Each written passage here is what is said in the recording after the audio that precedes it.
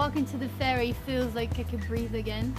Sometimes I could spend 3-4 months away, and then when I reach that point that I'm like in the ferry and I can see this beautiful island, I go, I've arrived, you know.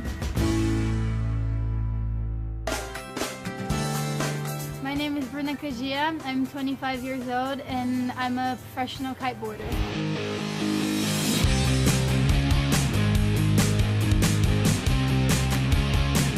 My last name is quite complicated because it's Japanese. They never spell it right since it's a J-I-Y. My family is quite a funny mixture. My dad's family is from Japan. They came by ship after the Second World War. And my mom's family is a bit Italian. She's like blonde with blue eyes, and then there's my dad, so it's a funny mix. I have a younger sister. Her name is Luna. We're 2 years apart, and she's my best friend. My family is very, very close together. We grew up having dinner every day, doing everything, going to the beach. When I think of home, I can't help to think of Ilhabela. This is my home. Even though I never come here, like throughout a whole year, maybe I spend a month and a half if I add all of the occasions I come.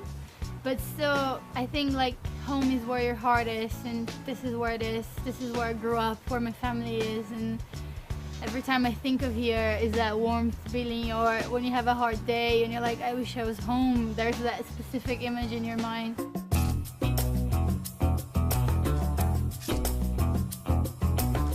I always had quite a hard time describing myself. I think basically I'm a very mellow person, very chill, very calm.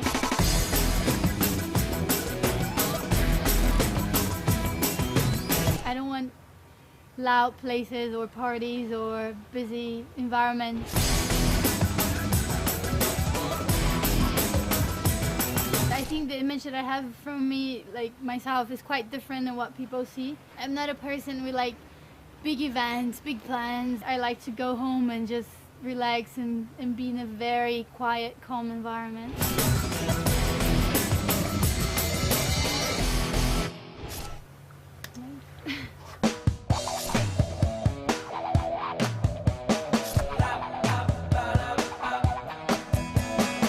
My everyday life changes quite a lot depending where I am. It changes completely, really. If I'm at home, I train just out of the water, and that's where I get the base for my whole year.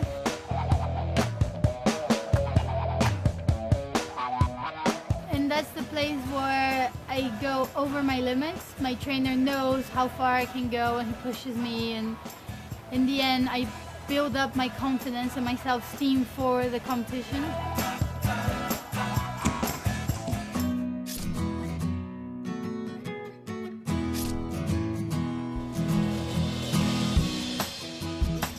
I started kite surfing when I was 15.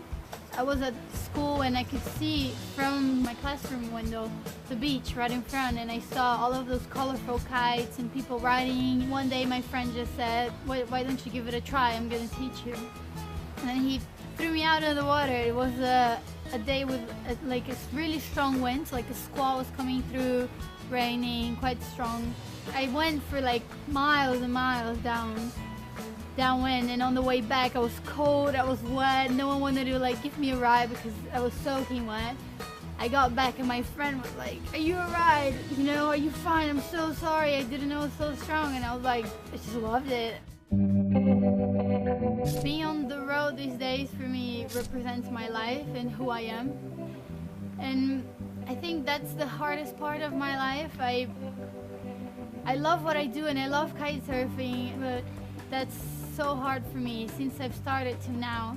I think to departure, to go away represents pain for me. It's the part that I suffer the most in my life. It's every time I leave I cry. I understand that without the departure it wouldn't exist arriving or seeing someone again and rejoining, which I think when you rejoin is such a beautiful thing and such a strong emotion. You appreciate more the time you have with the people you love. You count every minute and you know that that time is precious. sometimes you see people that live together for so long and they don't even acknowledge someone that's right next to them, and I think I'm very fortunate to be able to see that and appreciate it.